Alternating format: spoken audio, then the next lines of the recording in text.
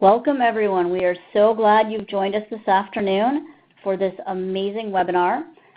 Thank you for taking the time, and actually for some of you it's probably good morning, so good morning to those of you who are a little further west than us. So this webinar is being recorded and everyone is in listen-only mode, so we can keep background noise down to a minimum. Please submit any questions via the Q&A box on your screen. The numbers up on your screen are also down below your screen, and we'll send them out occasionally too if you have any questions about signing in and getting access to the audio of the webinar. So these are the four of us who are going to be presenting today, although this is mostly Ashley, Morgan, and Alicia's show, so you won't be hearing too much from me. My name is Shannon Weiss. My pronouns are they, them, and theirs, and I'm a program manager at AIDS United. And I oversee two portfolios here, our Transgender Leadership Initiative, and more relevantly for today, our HIV hurricane relief effort.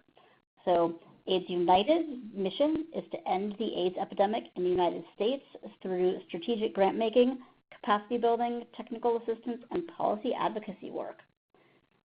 You can see here some of the things that we do. We do some amazing federal, state, and local policy work. We invest in models that meet the needs of communities affected by HIV. You can see that we've given a decent amount of money over the many years and leveraged much more money to increase capacity of communities and organizations responding to HIV in the U.S. We inform the field with best practices and lessons learned, and overarching all of that is we work within a social justice framework that challenges foundational issues of racism, sexism, homophobia, transphobia, socioeconomic inequality, gender discrimination, and stigma.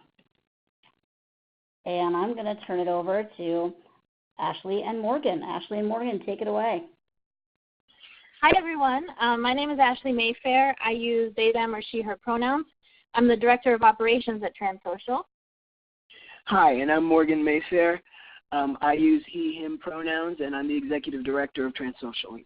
And we're based in Miami. We serve South Florida. I apologize if there's any thunder in the background. We're right in the thick of rainy season, and we're getting a bad storm as we do this. But we're a trans-led nonprofit that works to expand the safe and affirming resources available to our TLGBTQ community.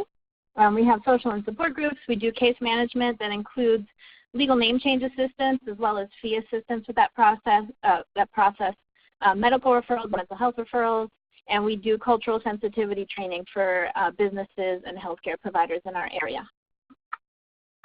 And turn it over to Alicia.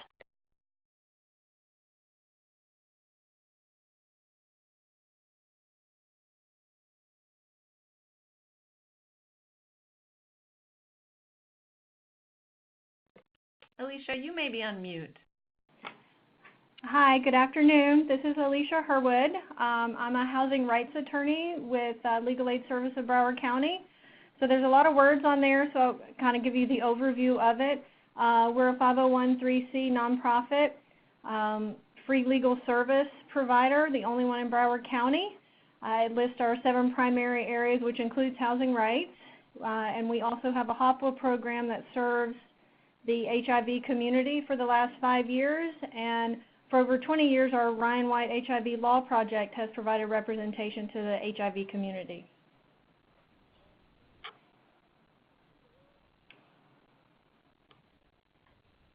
All right. Shannon, do you want me to do the session objectives? Sure, go ahead.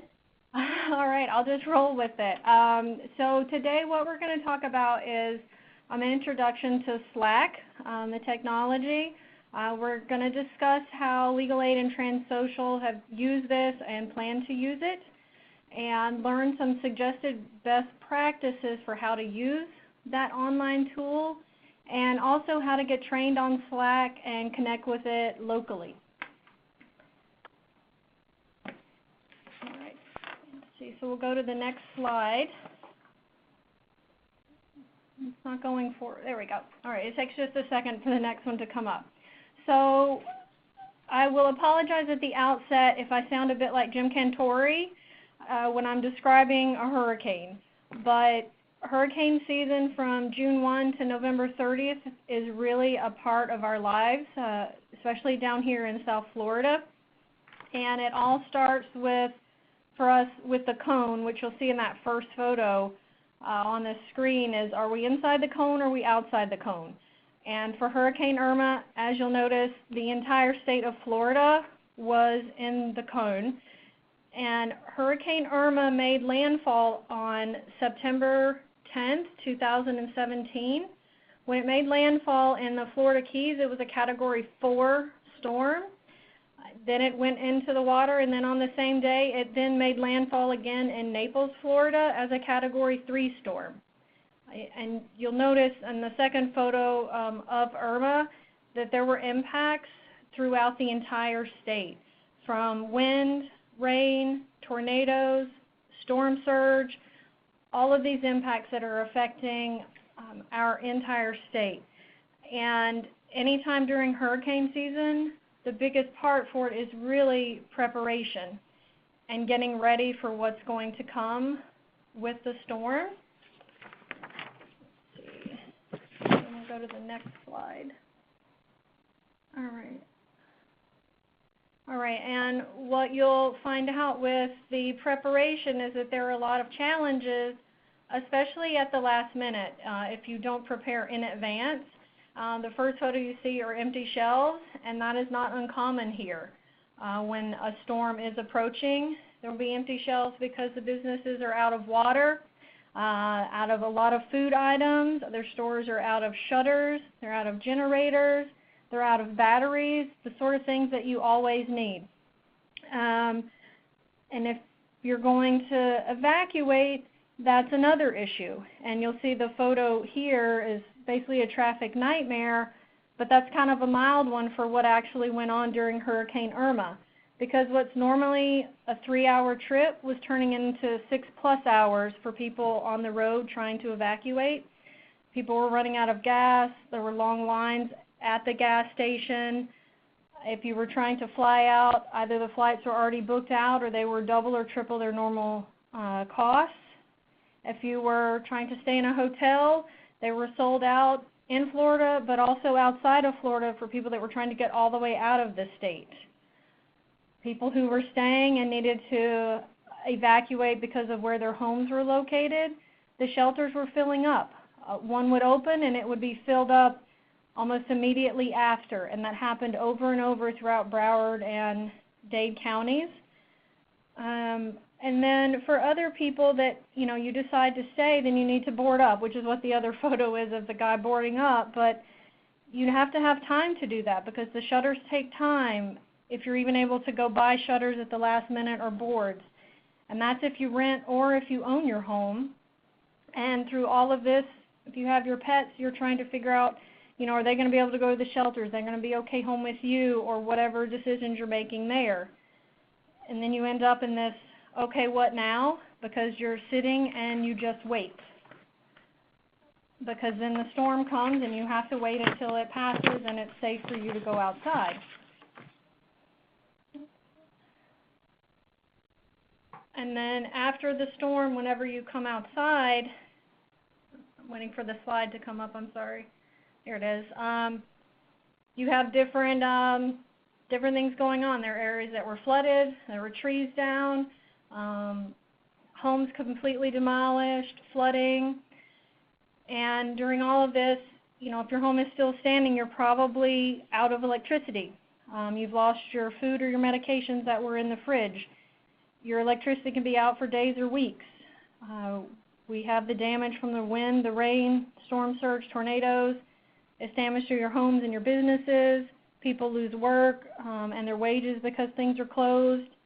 And we still have limitations on food and gas because we haven't had any shipments in. There's price gouging, just so many problems that go along with a hurricane, and all of these things happened during Hurricane Irma. And that's kind of the abridged version of the hurricane. For us at Legal Aid, our office was closed for 4 days and over the weekend. We had limited damage, so we were fortunate, and we have a generator. But we had clients who were calling and showing up who had roof damage, severe leaks, flooding, living in shelters, no power, they had loss of food or their medications. They lost their wages from their job. They spent money to board up their home or to evacuate. And our clients as well as our staff, we had a hard time getting around because of limitations with the gas. There were food banks, but the lines were long, and it took time to get emergency food stamps as well.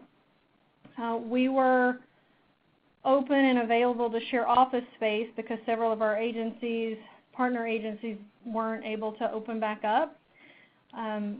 But we were trying to let clients know about other services and where to get supplies and report it, but that was more difficult, whereas with Slack, this could have streamlined the process for linking all of the services in the community for us and for our other agencies so people knew where to go in the county, where to get supplies, and where to report their damage. I know Ashley's going to talk about, and Morgan are going to talk about the transsocial impacts, but also about how we're coordinating on Slack for South Florida and how that could be useful in other areas after, beyond South Florida. So Ashley and Morgan? Thank you. For transsocial, we lost power personally for 12 days, and our office was blocked by downed trees for the first week, and we didn't have internet back up and running for 3 weeks at the office. So we were severely limited in what we could do as far as outreach. It was a lot of driving around in our truck that was stocked with supplies and trying to coordinate with people that we knew where they lived, and using a loose network. And we'll talk about how we did utilize Slack with some volunteer networking. But really, Miami did not get replacement food and supplies for weeks. We would continuously go to the grocery stores that were running on generators, and there was nothing cold restocked. It was a hard time finding even the basics like bread and extra bottled water, and the gas shortage was crazy. If a gas station loses power and doesn't have a backup generator, you can't get gas even if they have gas. So that's another improvement that they're making this year, is making sure that gas stations have backup generators to run the pumps. So hopefully that will be better, but you'd waste a tank of gas driving around town just trying to find somewhere to fill up on gas. And a lot of our clients also dealt with missed work days or lost their job altogether, along with the housing and the food shortages. So Irma was really a big hit for South Florida, harder than we've been hit in like a decade. So there was a lot we could do to be better prepared, and we're going to talk about how Slack is going to help us do that. So a basic overview of Slack is that it's an app. It works on your tablet, smartphone, and desktop, and it's an acronym for Searchable Log of All Conversation and Knowledge. It was meant as a project management tool for businesses, but we found it very effective for organizing amongst our CBOs down here. And it kind of takes the place of email chains. It functions in real time. It's searchable, easily updatable, and you can also use it to access and edit spreadsheets and other documents. The only note about that is that it does have some offline functions for when you don't have internet access, but you need to open up and save a lot of the documents to your tablet or mobile phone in advance. You can look up the messages that are saved in Slack, but opening up a document that you haven't opened before won't allow you to do that without internet access. So the next slide, you can see this is our South Florida hurricane preparation workspace that we've set up. It's still under construction, but you can see on the left-hand side all of the little hashtags like Broward Shelters, food banks, legal and benefit assist. Those are called channels, and each of those channels is a way for us to organize the information that we feel is necessary in an emergency. We have to add a few more channels, but each channel also has a description. It's called a purpose, so that all of your other users can know what information is appropriate to post and what isn't. And there's 3 little dots in the upper right-hand side. That's a drop-down menu of your profile. You can edit your profile, add a picture, but that's also where you can invite other users, and all you need to invite them is an email. So it's very easy to get people set up. On the left-hand side, you can also see there's private channels. So those are channels that you can make that no one else can see, or that you can choose to share with a limited number of other participants. You have direct messages. Again, Those are just between you and one other person or whoever you invite. You also see Slackbot, which we'll talk about is a kind of a help function. And if you see, I've clicked on my name, Ashley Mayfair, and it opens up your own space. You can create to-do lists, notes, kind of track what you need to track. So I left myself a little note to add the pet-friendly shelter section and the map. But that's the way that it organizes all of your information in the workspace. And workspace is just a fancy name for the group that you create. Waiting for the next slide to open. Okay. You can see on the left-hand side, I belong to 2 workspaces. One is the South Florida Hurricane Prep, and the other one is TransTech Social. TransTech Social is how I learned how to use this in the beginning. I'm much more proficient than I was last year during the hurricane season. But that's where you can add all the workspaces you're in. So if you find that you need to organize information in more than one workspace to become more specific, you can do that and invite people to all the different workspaces. And then you can see that my hashtag Broward Shelters channel is open. And you can see the changes that I've made, the channel purpose, a place to list emergency shelter information and updates for Broward County. And you can see at the bottom where it says @MorganMayfair. Those are ways that you can tag people, just as in Instagram and Facebook. If you use the @sign, you can tag different people to bring things to their attention.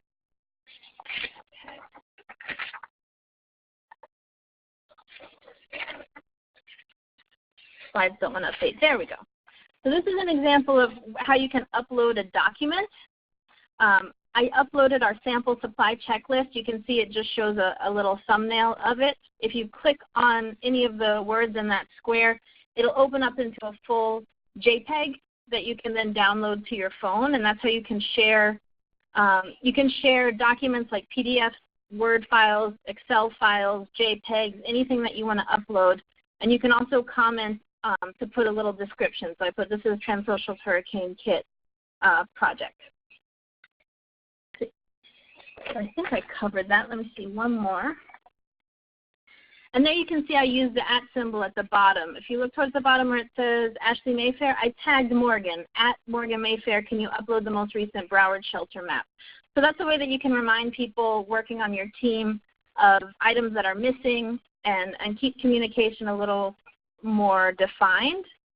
And when you add users, they can choose to join a channel or leave a channel. So if food banks and Broward shelters don't apply because they only work in Miami and they're not interested in food bank resources, they don't have to subscribe to those channels. They could subscribe to ones that make sense to them, like Miami shelters, and just follow the threads in that conversation.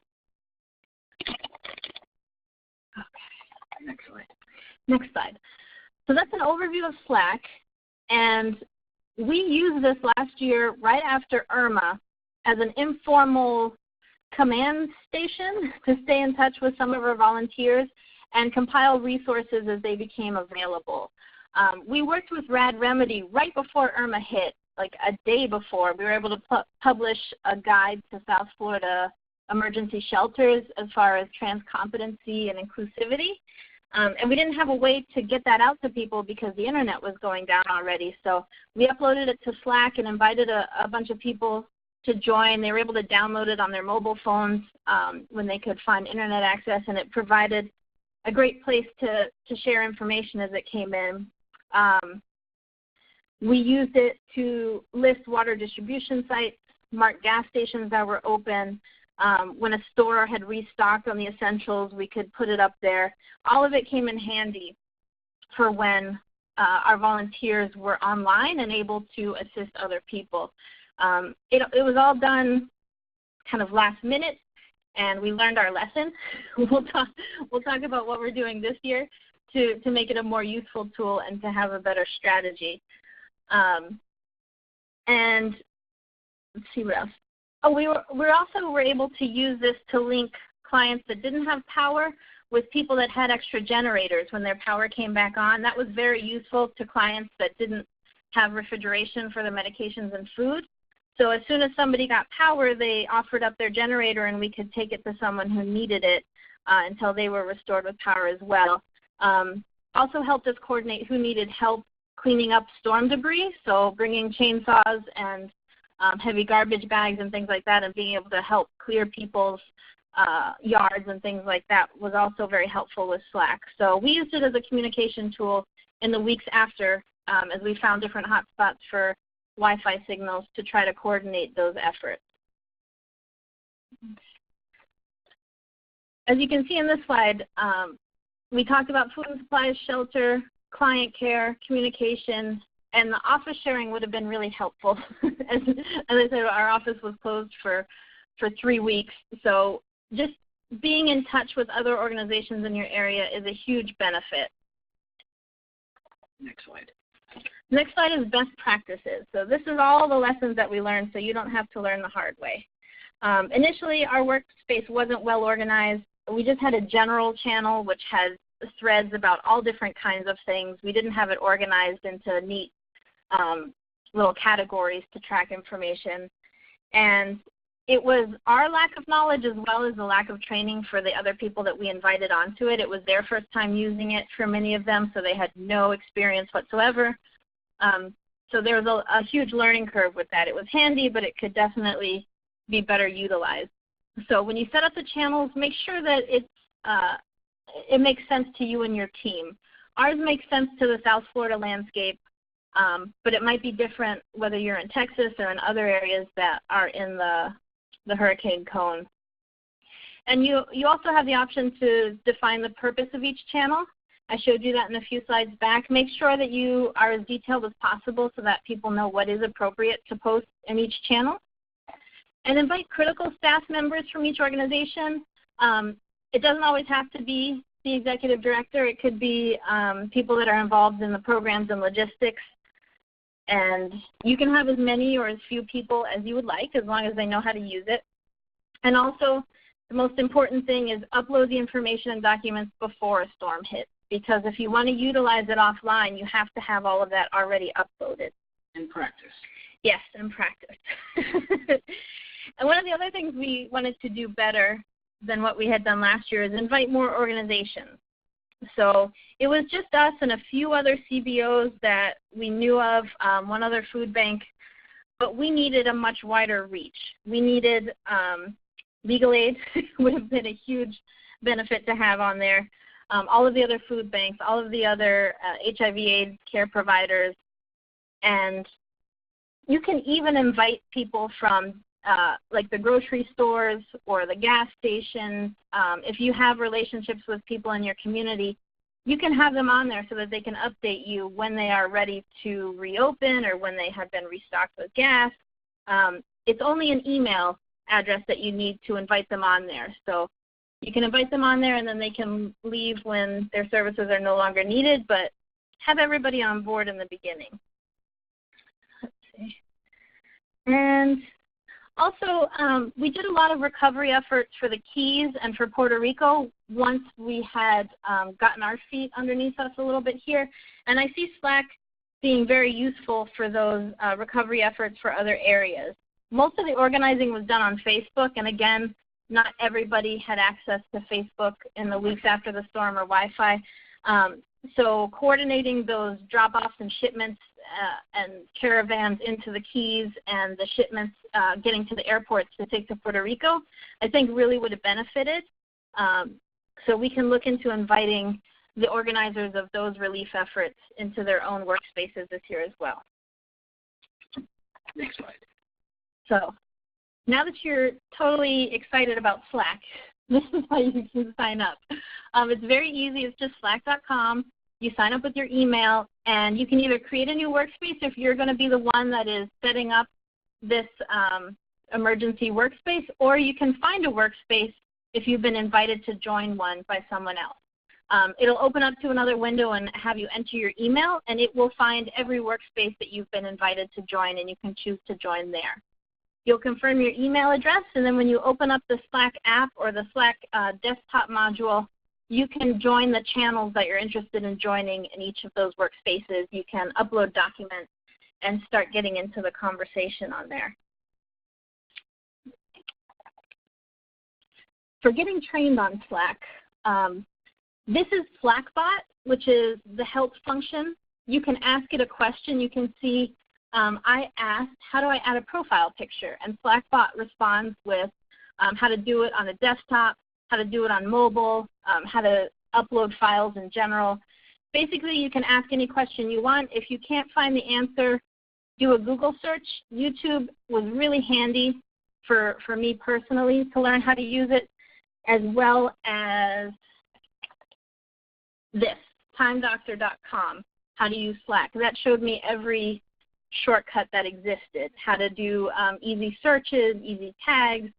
And of course, on Slack's website, you can access all of their training videos that Slack produces. I just like this one because it's all in one place. You don't have to watch 15 different videos.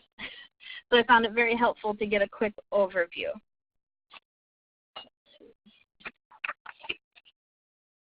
It looks difficult and a little overwhelming, but it's not. All you have to do is really practice at it.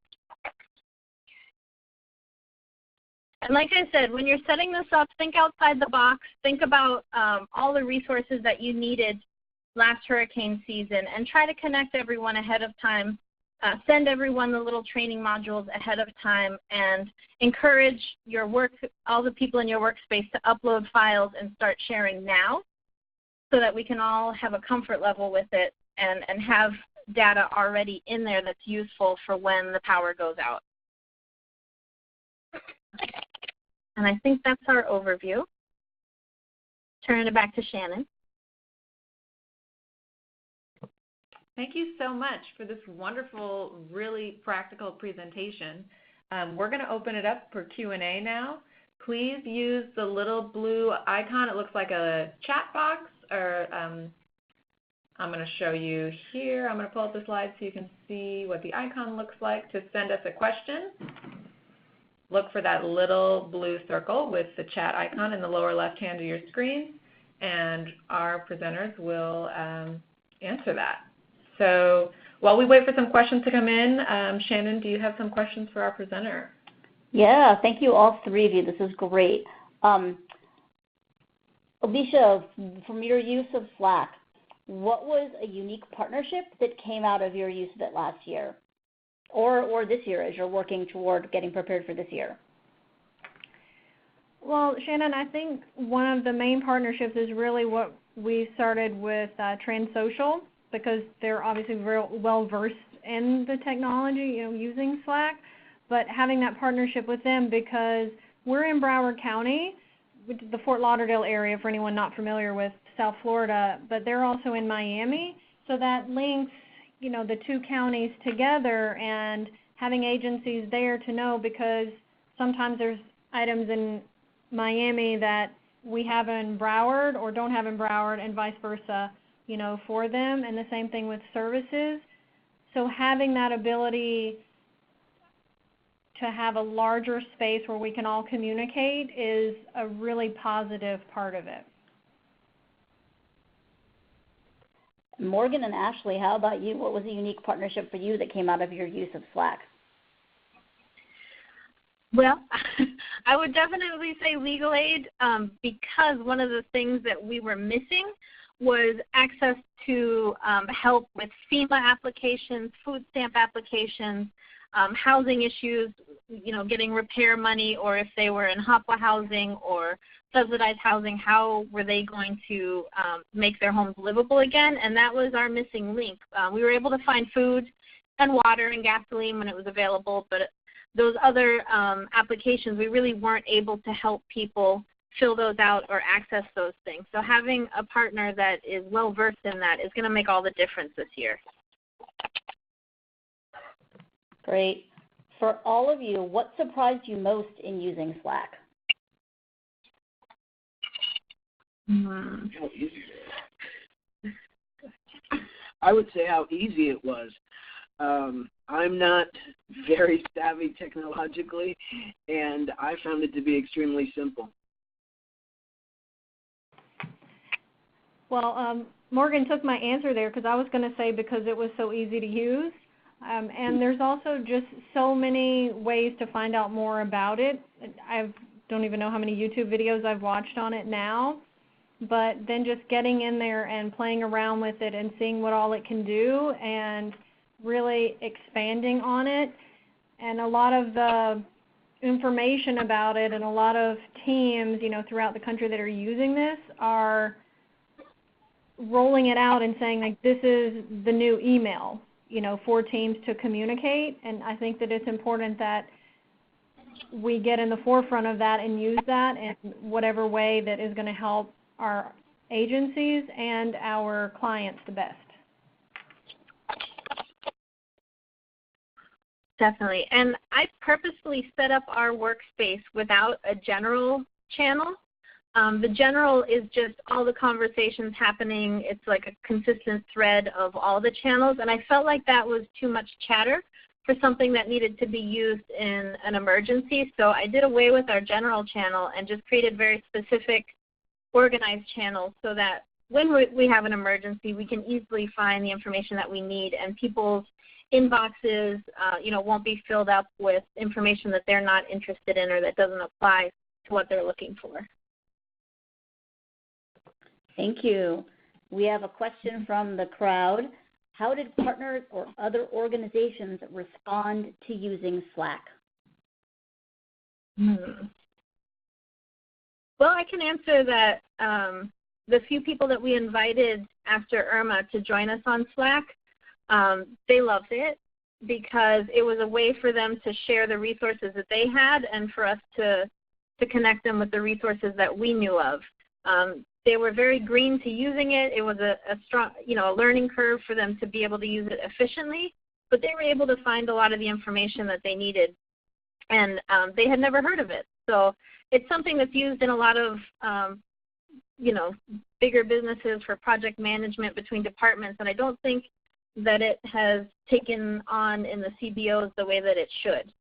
So hopefully after this, people will be encouraged to set up their own workspace and see how useful it can be. We've gotten good feedback from the agencies thus far we've talked to, especially going forward into the hurricane season we're already in.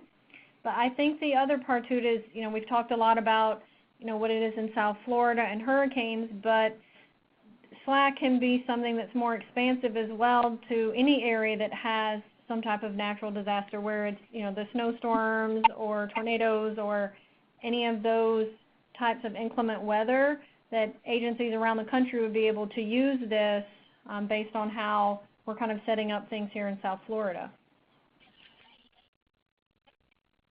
Agreed. Thank you.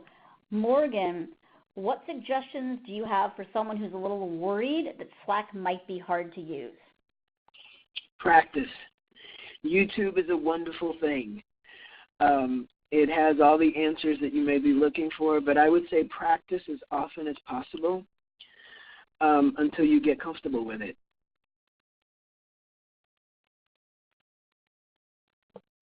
Any other suggestions, Alicia or Ashley? One of the easiest ways to practice is to just start populating the channels that apply to you. So upload the county maps of the hurricane shelters that have already come out, upload the emergency phone numbers, upload the evacuation routes, and all of that uploading and navigating around the channels will give you a good comfort level.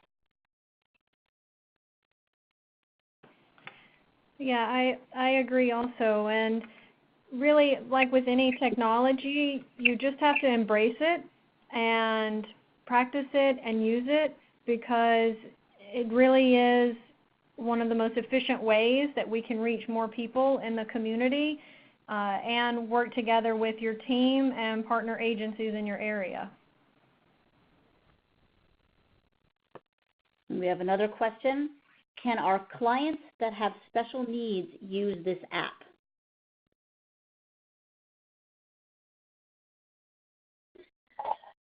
I will have to look into it. I mean, the data is visual. I don't know if they have like a talk-to-text function or something that would convert it for people that are sight impaired. Is there a specific special needs that you're asking about? No, we can find out. We'll see if the person wants to submit a more specific question about a specific need. And keep the questions coming, folks. And while we're waiting, I'll let people know that we do have, for those of you who have not heard, HIV hurricane relief effort here at AIDS United. We're accepting proposals for preparedness and recovery grants through August 17th. You can find the application at aidsunited.org. Any organization that's a nonprofit that works with individuals living with or impacted by HIV is welcome to apply for up to $25,000 for anything that you or your clients need to prepare for hurricanes, or if you're still working on recovering from last year's onslaught of hurricanes, you're welcome to apply for funding for that as well. And again, that's at aidsunited.org. If you can't find that for any reason, you can send me an email, and I'll send you the link to where the website is. And my email address, again, is right on this page here on the last one. Let's see. It looks like, so there's a clarification. The client in mind is homebound with physical impairment.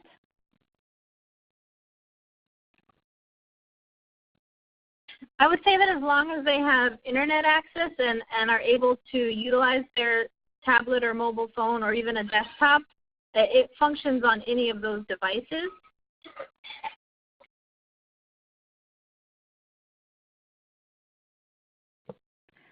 Someone asked, I'm assuming this does not work if there is no power. If your cell phone has power, you can open up the app and use it offline, as long as you have previously opened up some of the documents and saved them to your phone. But you can also look at at each channel, and all the conversations will load. So if you enter the phone numbers in as kind of messages in each of those channels, you can access that offline as long as your cell phone has power or your tablet. It doesn't need the internet to access a good chunk of the information.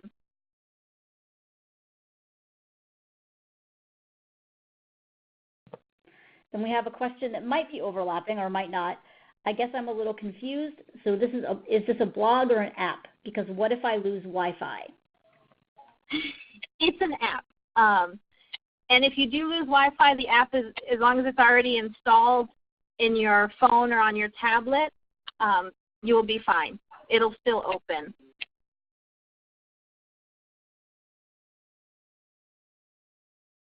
We don't have any more questions in our queue, so please keep them coming. These are really great questions. While we're waiting for the questions to come in, do our presenters have any other things that you haven't discussed yet that you'd like to share with this group?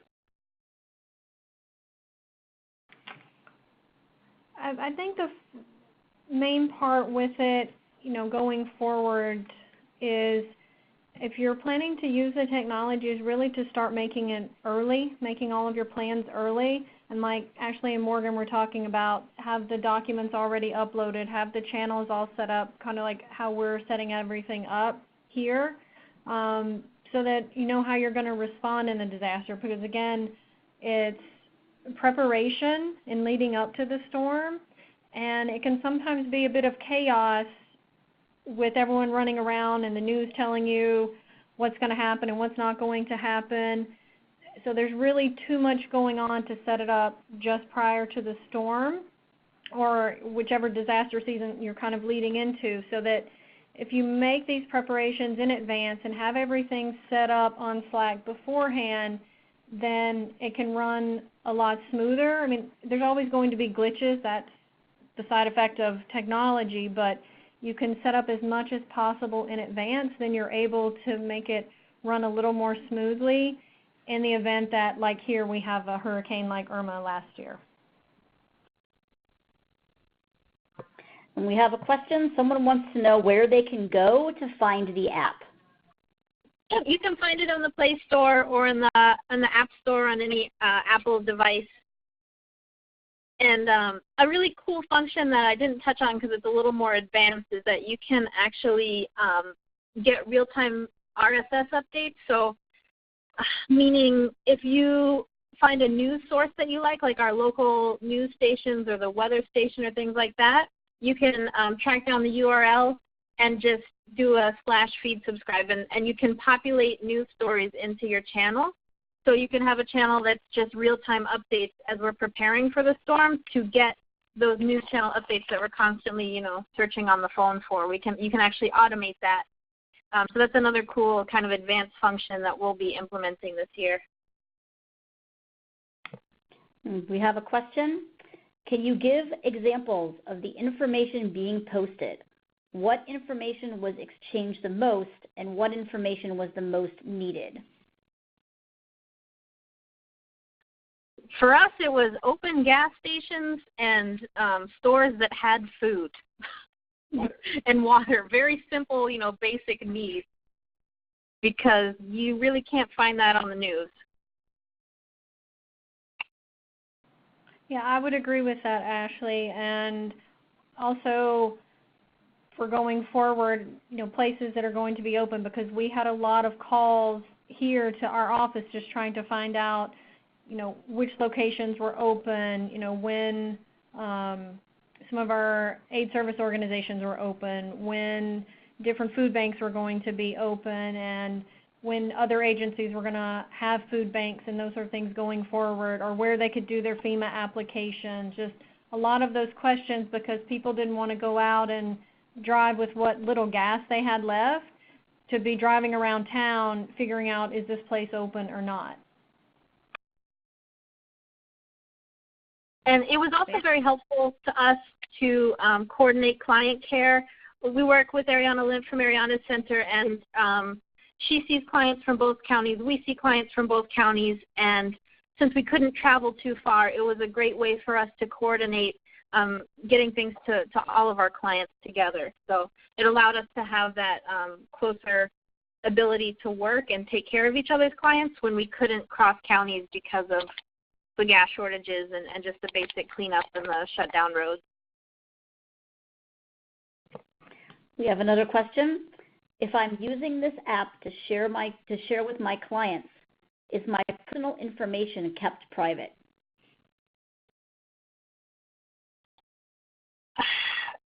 They'll only have access to your email and to whatever information you post on there. They can subscribe to any channel, but you can also choose direct messaging with just one other person that is in the workspace if you needed to do something more private. It's not, I wouldn't put anything that's protected by HIPAA or anything like that, because it's not a protected app or anything. But all they'll know is the username that you choose and your email as far as your personal information.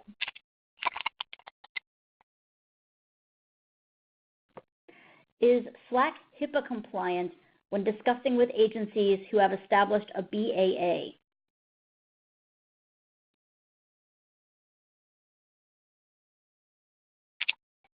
I can't answer that. We'll have to check in and get back to you on that.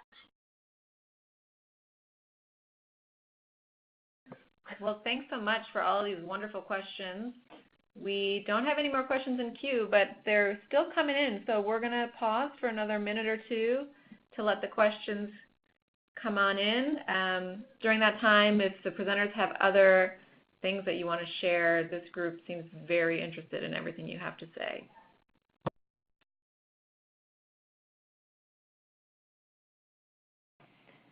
I just wanted to say thank you to AIDS United for hosting this webinar, because of the interest in it and seeing it as a technology of the future, as a way that we can coordinate it, and also with working with Transsocial now to get this rolling a bit more in South Florida. So I just wanted to put that out before we wrap up on the webinar, that this has been a great opportunity for me to be a part of it, but also like having this webinar to share with other agencies so they can learn more about it too. We echo that. It's really cool. It was really helpful to us, and I see it being a huge preparation and recovery tool for all the CBOs that are working in the Southeast and are in the danger zone for hurricane season. We have another question. How do I let my clients know how to get into Slack? For that, I would definitely recommend setting up your own workspace for your clients if they're comfortable with that. The workspace that we created is for agencies to be able to communicate it out to their clients in whatever way they keep in touch with their clients. If you wanted a way for your clients to stay in touch with just you or your department personally, I would suggest setting up its own workspace and then inviting those clients to participate in the workspace based on their email. Yeah, you can also host a workshop, as Morgan said, to train them on how to use it to stay in touch and keep those social networks active and open during the storm, because that's how a lot of people access help too. Are there any other tips that the three of you would like to pass on to organizations that might be thinking of using this technology to help them coordinate with local partners in the future?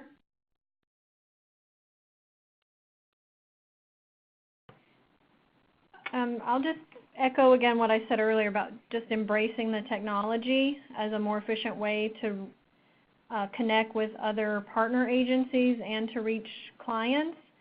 I think that that's one of the most important parts for this, is realizing how we can do our jobs and do it better and be able to get the most assistance for our clients.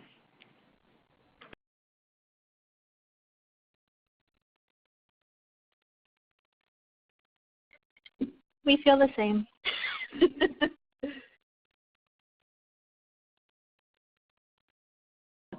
We're going to have one more call for questions. We don't have any more questions in queue, but while we have these wonderful presenters all on the same line, I want to give you one more opportunity. So we're going to hang out for just a little bit more, and please submit your questions.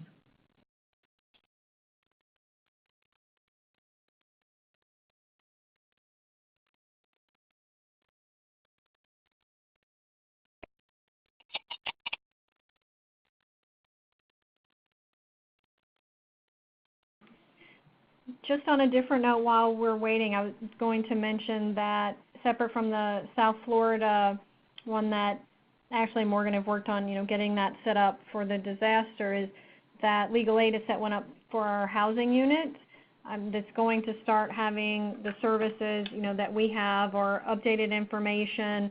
Nothing is client specific. It's just the information, like to get it out there for ease of use as well. I mean, we already use Facebook, for getting out information for things that are going on, but to have this as a way for our clients to also know different information if we have something coming up or new services that we need to announce.